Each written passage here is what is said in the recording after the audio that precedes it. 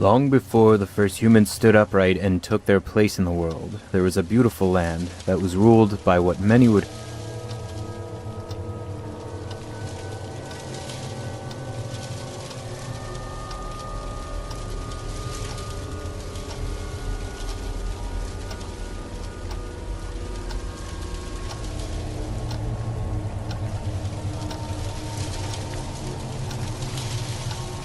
Long before the first humans stood upright and took their place in the world, there was a beautiful land that was ruled by what many would come to call the Fae.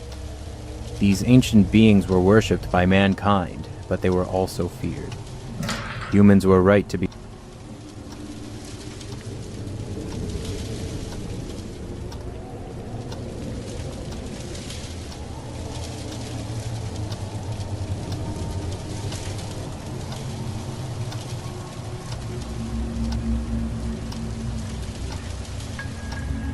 Humans were right to be afraid, for there were many different creatures that lived in the darkness, watching us, waiting.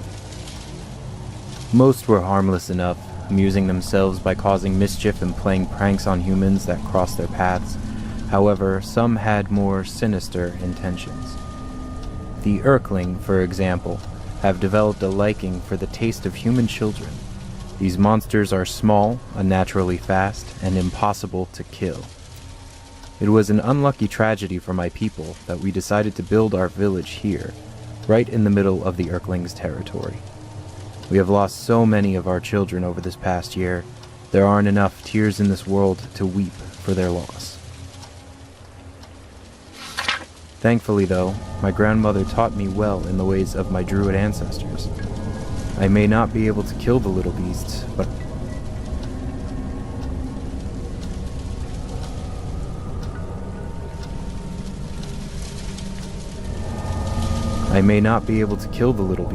but I was able to work out a spell that binds them to this book.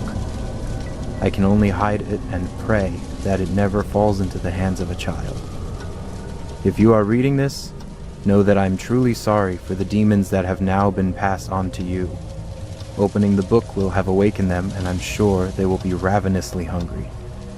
Once the book is opened, you must read it out loud from beginning to end, in order to return them to their magical prison. Be watchful.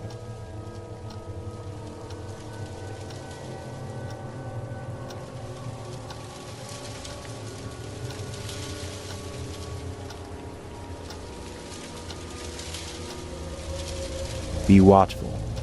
They only attack if you don't see them coming. Most importantly, once you finish this book, keep it hidden so that no one ever opens it again.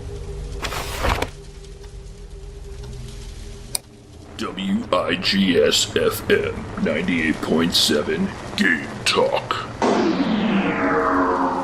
Hello, darkness. My name is Nick Gloom. It's just me tonight. As you guys know, we answer game questions and talk tips and tricks. Well, Nate usually does. I don't really play most of those games. Anyway, let's get to the phones. First caller, you're on the air.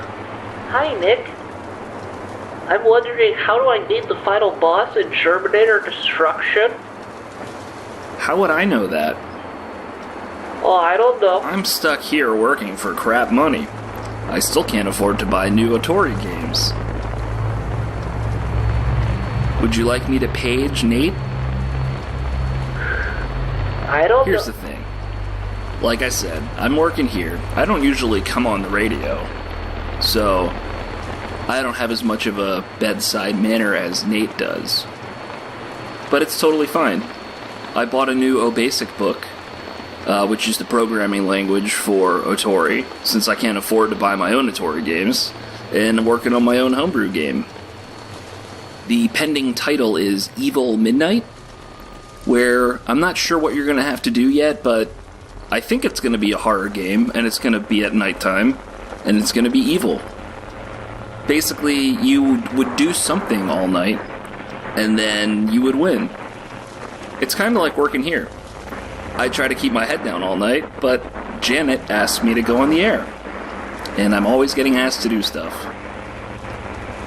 The more stuff I get asked to do, the more I get anxious and panic. It's a vicious cycle. Is this some kind of life lesson? I just want to play Terminator. Here's the thing.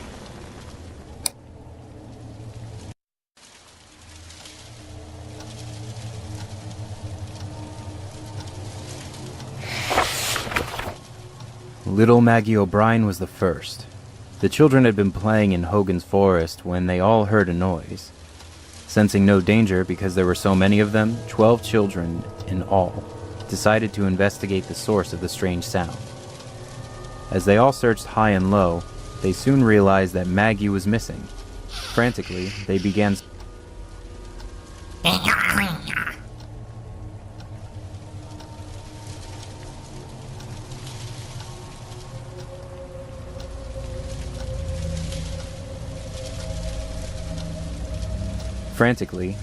searching for their friend.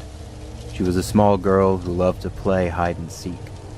Her big brother Colin insisted that she was probably hiding somewhere, safe and giggling to herself as she watched everyone search for her.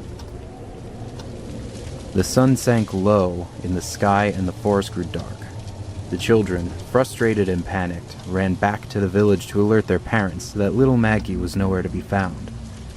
That's when everyone lit torches and spread out through the woods, calling her name. The little girl's mother sobbed desperately as we all inspected every corner of those woods in hopes of finding her.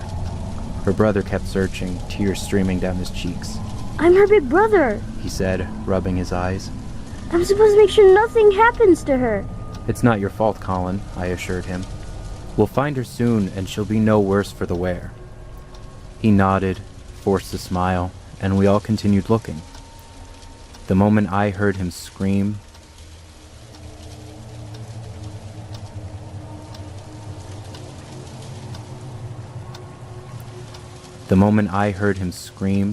I knew he had found her.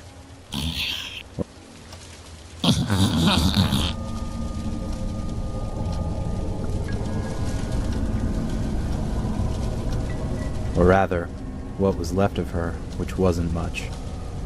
We were sure it was Maggie because she had worn her favorite hair bow that day. Her father plucked the pink ribbon from the body and fell to his knees, wailing into the darkness. Poor Colin tried to tell us then. He said that she had been covered